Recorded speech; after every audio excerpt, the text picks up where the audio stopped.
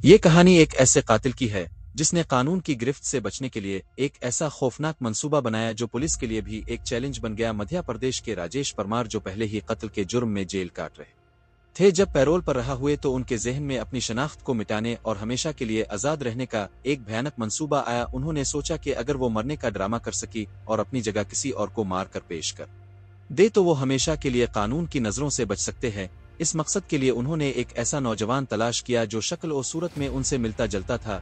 एक दिन राजेश ने इस शख्स को अपने घर बुलाया, इसके साथ शराब पी और जैसे ही वो मदहोश हुआ, इसका गला दबाकर इसे मौत के घाट उतार दिया। मगर यहाँ कहानी खत्म नहीं होती, क्योंकि जुर्म को मुकम्मल तौर पर छुपाने के लिए उन्होंने लाश को जला देने की मंसूबाबंदी की ताकि शनाख्त मुमकिन न रहे। घर में आग लगाने से पहले उन्होंने लाश के हाथ और पैर बांध दिए ताकि वो जलकर राख हो जाए और कोई भी शुबा न करे। पुलिस जब जाए वकुआ पर पहुंची तो सब कुछ एक आम खुदकुशी का केस लग रहा था, क्योंकि मौका पर एक मुश्तबा नोट भी मिला जिसमें लिखा था कि मुतवफ़ी अपनी जिंदगी से मायूस होकर खुदकुशी कर रहा है।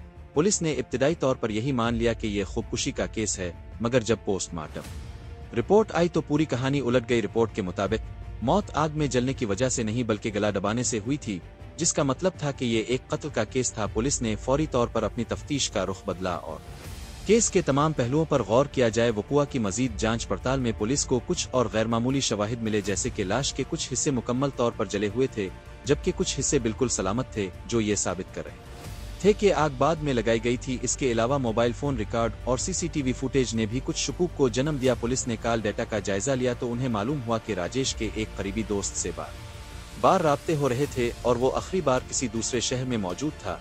इस सुराग के बाद पुलिस ने इस दोस्त को हिरासत में लेकर पूछगुछ की, जहां इसने पूरा राज फाश कर दिया। इसने बताया कि राजेश ने पहले ही एक मंसूबा बना रखा था कि वो अपनी मौत का ड्रामा रचाकर एक नई जिंदगी शुरू करेगा।